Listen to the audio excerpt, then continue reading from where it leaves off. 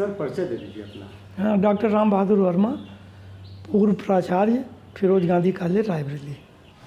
आने वाले लोकसभा में हाँ, रायबरेली का क्या देख रहे हैं? अगर भारतीय जनता पार्टी का यहाँ प्रत्याशी कोई आ रहा है या कोई बाहर से आ रहा है या यहीं का, तो कांग्रेस जो सोनिया गांधी यहाँ से चुनाव लड़ती रही हैं, क्या माहौल देख रहे हैं आगे? देखिए, अगर सोनिया गांधी चुनाव लड़ती हैं या नेहरू परिवार कोई लड़ता है, तो मैं हमेशा से कहता हूँ कि नेहरू परिवार का मुकाबला करना आसान किसी के लिए भी नहीं होगा भाजपा के, चाहे लोकल कैंडिडेट हो और चाहे वीआईपी कैंडिडेट आ जाए। क्योंकि रायबरेली अमेठी नहीं है, रायबरेली से नेहरू परिवार का 100 वर्षों का संबंध है। अमेठी से संबंध नहीं था, लेकिन रायबरेली का किसान आंदोलन से लेकर के नेहरू परिवार से रायबरेली जुड़ा रहा। मोतीलाल नेहरू, जवाहरलाल नेहरू, इंदिरा गांधी, फिरोज गांधी, सब रायबरेली को सबने अपनी कर्मभूमि बनाया। तो अगर कांग्रेस कोई खड़ा होता, और दूसरा ओबीसी, एक और राजनीति की सच्चाई है कि सपा और कांग्रेस के चाहे जो रिश्ते हों, लेकिन अगर सोनिया गांधी या उनके परिवार कोई खड़ा होता है तो सपा उम्मीदवार खड़ा लोकसभा में नहीं करेगी। ये तो मान के चलिए, अपना उम्मीदवार नहीं खड़ा करेंगे, जैसे पिछले चुनाव में नहीं खड़ा किया। इसलिए निश्चित तौर पर जो ओबीसी है, जो नाराज़ है, वो नगर पालिका चुनाव की तरह वो चला जाएगा। मगर लोग ये कह रहे हैं कि ये तो शहर के नगर पालिका का चुनाव था, मगर वो पूरे जिले का चुनाव होगा लोकसभा में। तो ये मैं आपको पूरे ज़िले की स्थिति बता रहा हूँ। देखिए, नगर को आप नगर मत समझिए। नगर में जो लोग रहते हैं, जो अध्यापक हैं, जो वकील हैं, जो पेशा, ये गांव के बिखरे लोग तो हैं। नगर क्या होता है? रायबरेली नगर नहीं है। ये ज़िले का एक, पूरे ज़िले का एक आईना है। ये यहाँ कोई सब लोग शहर के हैं क्या?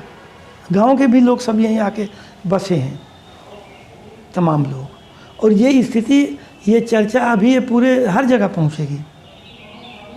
ये केवल ये क्या नाराजगी, मतलब इतनी, जो अभी हाल ही में स्मृति ईरानी का सलोन क्षेत्र पड़ता है, जबकि अमेठी की सांसद है, वहाँ भी लोग, वहाँ पर 3 जो निर्दलीय चुनाव जीते हैं जिला पंचायत नगर वाले में, हाँ, उसमें नशीराबाद, जायज़, सलोन, जायज़, ये सब क्यों? इसका भी कारण क्या? स्मृति ईरानी का भी माहौल। देखिए, ऐसा है ना कि अति सर्वत वर्जते हमारे यहाँ कहा गया है।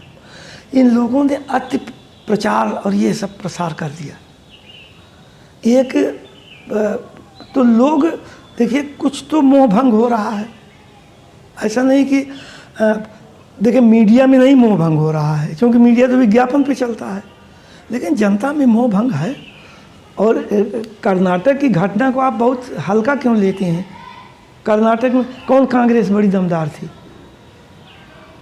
पूरी ताकत लगाई। कर्नाटक से ज़्यादा भाजपा कहीं ताकत लगाएगी? मोदी पड़े रहे, शाह पड़े, सब पड़े। लोगों में एक वो बात नहीं है जो पहले थी, वो लोकप्रियता अब नहीं है भाजपा की। अगर यहीं के किसी कैंडिडेट को भाजपा टिकट देती है, रायबरेली के ही किसी व्यक्ति को, हाँ, तो भी मुश्किल हो जाएगी नेहरू परिवार के सामने। रायबरेली किसी व्यक्ति को दे, चाहे बाहर ही दे, लेकिन अगर नेहरू परिवार का कोई खड़ा होता है तो उसकी अपनी जड़ें हैं। देखिए, जनता में कई 100 वर्षों से जो अंदर भावना रहती है, वो एकदम से नहीं मिट जाती है। नेहरू परिवार के प्रति एक भावात्मक लगाव पहले भी था, अब भी है यहाँ के लोगों में। वो एकदम से आप उसको मिटा नहीं सकते। जनता का हृदय कोई क्लीन स्लेट नहीं होता है। आम जनमानस ये कहता है गांधी परिवार का कोई कैंडिडेट आता नहीं है, मिलने नहीं आता है, जबकि सोनिया गांधी की तबीयत खराब तो ये, हाँ, नहीं आता है, सही नहीं आता है। लेकिन उस ना आने से, ये सब जानते हैं कि सोनिया आने की स्थिति में नहीं है, बीमार चलती हैं, शायद चुनाव लड़े, लेकिन वो ना आने से उतना एक भावात्मक संबंधों का एक उदाहरण आपको बताऊं। आपका भाई सगा खो जाए और 20 साल बाद मिल लिया आपसे, तो उतने स्नेह उमड़ेगा जितना, तो वो जो जिस दिन आ जाएगा ना वो सब शिकवा गिला ख़त्म जाती है, वो सब कोई बात नहीं।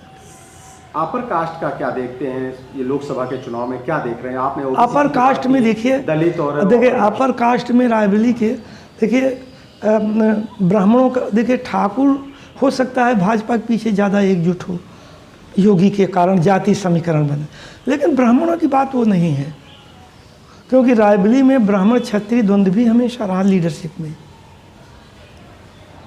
ये भी एक द्वंद्व समझिए रहा है, क्योंकि कभी ब्राह्मणों ने ठाकुरों की बहुत सर्वोच्च लीडरशिप को इस ज़िले में, वो भी एक द्वंद्व रहा है। तो आप ये नहीं कह सकते कि भाजपा के पीछे आपकी पूरा सवर्ण एकजुट हो जाए। मैं रायबरेली की बात कर रहा हूँ, मैं दूसरे निर्वाचन क्षेत्र की बात नहीं कर रहा हूँ। और कांग्रेस की लीडरशिप तो टोटल ब्राह्मण है वहाँ, और है कौन? इसलिए ऐसा नहीं कि कांग्रेस को सवर्णों को वोट मिलेगा, नहीं, सवर्ण वोट भी मिल सकता है, लेकिन ओबीसी वोट और दलित वोट मिलेगा। और वो केवल लाभार्थी, वो सब भैया जब जो इमोशनल संबंध है वो जुड़ जाती है। एक बार आदमी दीजिए सोनिया को, प्रियंका के एक दौड़ा करने दीजिए, वो 4 साल नहीं है, वो सब मिट जाएगा। सैकड़ों वर्षों कर्मभूमि है, जल्दी मिटने वाला नहीं। अरे हम आपसे बता रहे हैं कि संबंध मिटते हैं क्या हृदय के? अब 10 साल बाद मिलिए। तो विधानसभाओं में क्यों नहीं कांग्रेस अपनी जगह बना पा रही है? विधानसभा अलग चुनाव होता है? हाँ, विधानसभा में इसलिए नहीं बना पा रही है कि, और एक चीज़ और कह दें, अगर अखिलेश यादव का उम्मीदवार खड़ा हो जाए यहाँ मजबूत, तो कांग्रेस लिए मुश्किल हो जाएगी। किस तरह से? ओबीसी वोट फिर उतना कांग्रेस को नहीं मिलेगा, बढ़ जाएगा ना। देखिए रायबरेली का सबसे ज़्यादा वोट ओबीसी है, 46% वोट है। तो अगर ओबीसी कहीं खड़ा हो जाए मजबूत, तो वोट बढ़ गया तो कांग्रेस के लिए मुश्किल हो जाएगी। असेंबली में क्यों नहीं जीतती है? क्योंकि सपा का उम्मीदवार होता है। अगर अखिलेश ये दम कर दें कि नहीं जीतनी है कांग्रेस को यहाँ से, तो नहीं जीते। तो कुल मिलाकर गांधी परिवार के लिए रास्ता इसलिए क्लियर होगा कि सपा का पूरा समर्थन मिलेगा।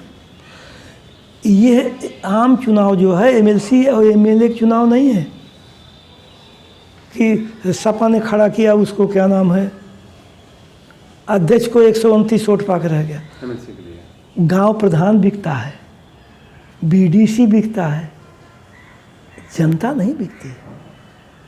अब जनता खरीदेंगे क्या? जनता कोई खरीद सकता है? ये खुला चुनाव होता है। खुला चुनाव होता है, हाँ, लेकिन अगर अखिलेश यादव ने अपना खड़ा कर दिया मजबूत, तो कांग्रेस नहीं जीत पाएगा, मुश्किल हो जाएगा, क्योंकि वोट मट जाएगा। और ये जान लीजिए 101% कि अखिलेश यादव यहाँ से उम्मीदवार खड़ा नहीं करेंगे। वो 2 सीट कांग्रेस के लिए ज़रूर छोड़ेंगे, चाहे समझौता हो या ना हो। ना वो अमेठी खड़ा करेंगे, ना रायबरेली खड़ा करेंगे। चाहे सोनिया लड़े, चाहे प्रियंका गांधी यहाँ से लड़े, प्रियंका लड़े चाहे सोनिया लड़े, तीसरे हम नहीं कहते क्या हो।